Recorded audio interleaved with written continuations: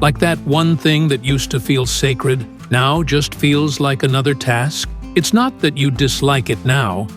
You just don't feel anything, and that kind of emptiness stings in a strange way. It's not a sharp pain. It's more like a void, as if all the color in things has quietly faded. Psychiatrist Viktor Frankl talked about this, how pleasure turns into obligation, and willpower loses its meaning. Passion gets smothered by routine, by the pressure to keep loving something that no longer fits inside you the same way. Neuroscientist Andrew Huberman explains that even pleasure depends on pauses. When we repeat something without space for real desire, the brain stops releasing dopamine, and what once gave you life starts to feel like a burden. And maybe the worst part is the trap of that self-image, the one that says you always have to be inspired, always excited. But truth is, that just becomes another way of beating yourself up.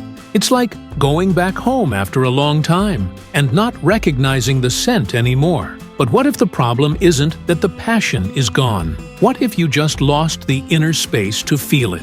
Let's talk about that. There's something almost no one talks about. You can't reconnect with what you love when your body is stuck in alert mode. And more often than not, that's exactly what's happening. You try to force an emotional connection, but deep down, you're tense, shut down, exhausted. Gabor Maté, who studies trauma and behavior, explains that when your body's in survival mode, it can't access desire, only self-protection. And then comes the wrong diagnosis.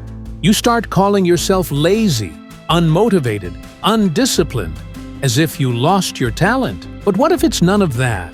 What if it's just the weight of a fatigue that's never had a real break? A lot of people try to bring the passion back by running toward the past, revisiting old photos, remembering how things used to feel, but idealizing that passionate version of yourself can become a trap.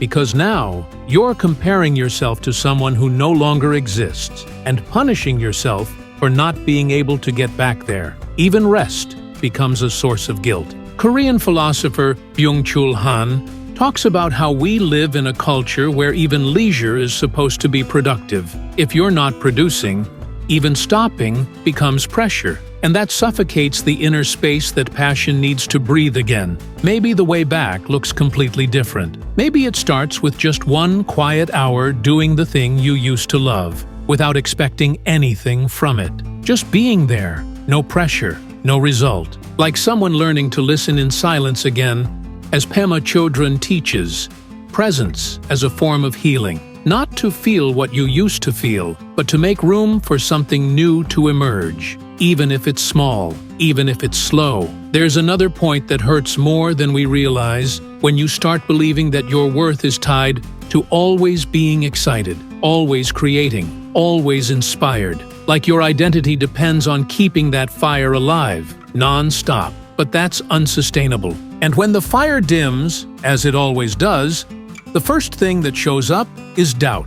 Have I changed too much? Did I lose who I used to be? Psychologist Daniel Kahneman talks about how our mind creates stories to maintain a sense of control. We romanticize the past, distort the present, and try to return to a past emotional state as if it were a fixed place. But it's not. Emotion isn't a location.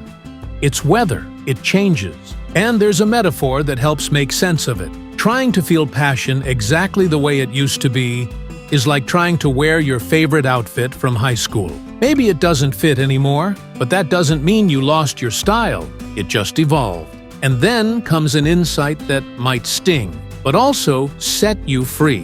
Maybe you didn't lose the passion. Maybe you just lost the space to feel it because you filled it with expectations, pressure, and the need to always be that passionate version of yourself. And that, deep down, only proves one thing, that it still matters to you. Because if it didn't, you wouldn't be trying so hard to find it again. In the end, that passion you thought had vanished. Maybe it didn't go away. Maybe it just started speaking more softly. Before, it used to shout. It pulled you forward. It was pure energy. But now, maybe it speaks in whispers. And whispers don't survive the noise. They ask for stillness. Carl Rogers, a humanistic psychologist, used to say that true change happens when we accept ourselves exactly as we are, without faking enthusiasm, without performing motivation, just by genuinely listening to what still lives inside us. And Nietzsche has an idea that fits perfectly here: eternal recurrence. He asked, what if you had to live your life exactly as it is, over and over again? That changes the way you look at your choices, and maybe your passion is still there, but asking to be lived differently, without the urgency it once had, with more depth, with more presence. So maybe the question isn't, how do I get back to what I used to feel? Maybe it's, who am I now in front of what once moved me? If this video made you think, if even one part of it made you feel seen, consider subscribing and leaving a like, not just to grow the channel, but to keep this conversation going, because there's still so much we need to put into words together.